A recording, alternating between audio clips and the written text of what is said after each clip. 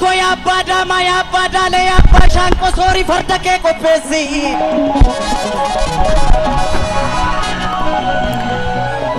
ole jirra jeda esa jirtu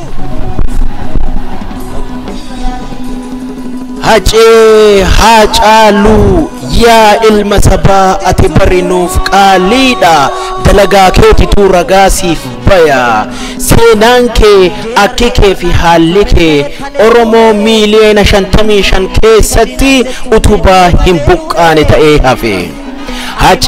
Hacaaluu yaa ilma sabaa ati barnuuf qaaliidha dalagaa keetitu ragaasiif baya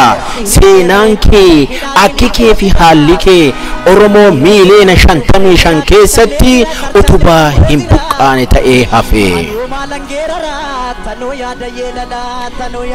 diinatu si galaafate ka Oromoon jiraachuu hin feene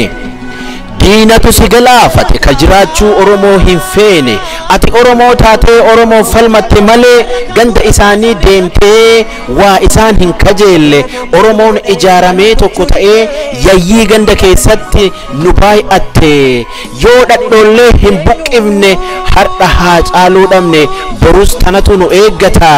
yoo nuti Oromiyaa jennee mirga abbaa biyyummaa gaafanne Oromoo qabsoon teenya yoo jabaattee yeroo mul'attu jabaa qabsoo hoogganu yoo diinni nurraa ajjeeftu Hacaaluun nama tokko miti kan wareegame hacee koo biyyeen na haa nyaattu boonnee si deebisuu hin dandeenyu Waaqayyoon boolla kee dammaan haa jiisu dhiigni kee jigee hin hafu tokko taanee gumaa Hacaaluu haa deebisnu namni Hacaaluu nurraa galaafate ka jiraachuu Oromoo hin barbaanne anis Oromoodha hundi keenya Oromoodha atis Oromoodha duuneerra yoo tokko taanee of keessaa hin baamne nyaatamuu re'eedhaa hin hafu hanga yeedaloon waliin galtu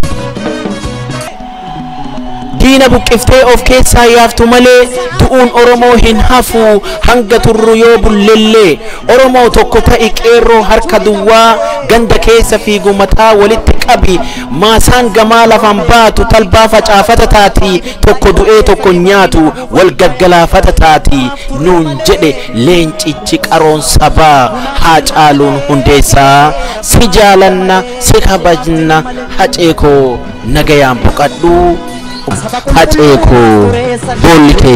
dammaan hajiidhu nagayaan boqadhu barreessaan ana murteessaa hajjiiti galatooma